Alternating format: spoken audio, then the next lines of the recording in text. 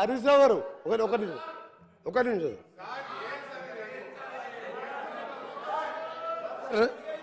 వారు గౌరవ ఇరిగేషన్ శాఖ మంత్రి గారు అప్పటిగా పనిచేసినప్పటికీ మా దగ్గర బ్రాహ్మణ వెల్లంలో ఉదయ సముద్రం ఇరిగేషన్ ప్రాజెక్ట్ సార్ 80% అయిపోయింది. 200 కోట్లు పెడితే దాదాపు 1,00,000 ఎకరాలు నీళ్ళు వచ్చే ప్రాజెక్టు.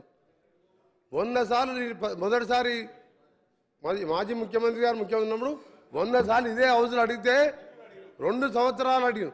ఆ తర్వాత రాజగోపాల్ రెడ్డి గారు పోయినసారి ఎమ్మెల్యే గారు 100 సార్లు అడిగినాం. 200 కోట్లు పెడితే 1,00,000 ఎకరాలు నీళ్ళు వస్తాయా అంటే వీళ్ళకి చేతులు రాలే. వీరు మాట్లాడుతుంది సార్ గౌరవ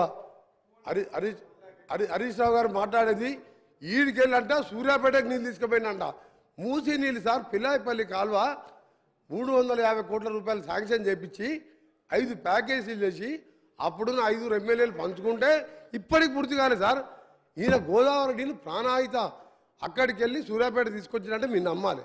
నల్గొండ జిల్లా పోదాం సార్, అడుగుదాం అక్కడ పోయి.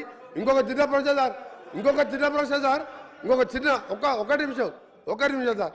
అయినా మీ ద్వారా టీఆర్ఎస్ పార్టీ సభ్యులను కోరుతున్నా గౌరవ మాజీ ముఖ్యమంత్రి గారికి జన్మదిన శుభాకాంక్షలు తెలియజేసుకుంటూ వారు వచ్చి మాట్లాడితే మంచిగా ఉంటుంది సార్. ఇలా పోస్ట్ మ్యాన్ ఈయన ఏం చేస్తాడు సార్? ఈయన హరీష్ రావు ఏంది పైసలు కలెక్షన్ చేస్తారు పనుకొస్తాడు.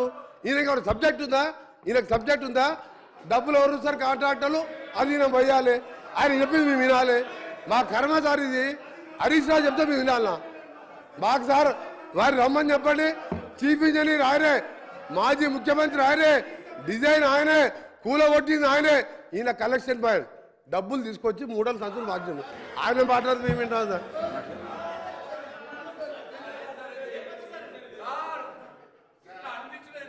స్పీకర్ గారు వారు అట్లా మాట్లాడితే మీరు రికార్డులోకి అలో చేస్తారా సార్?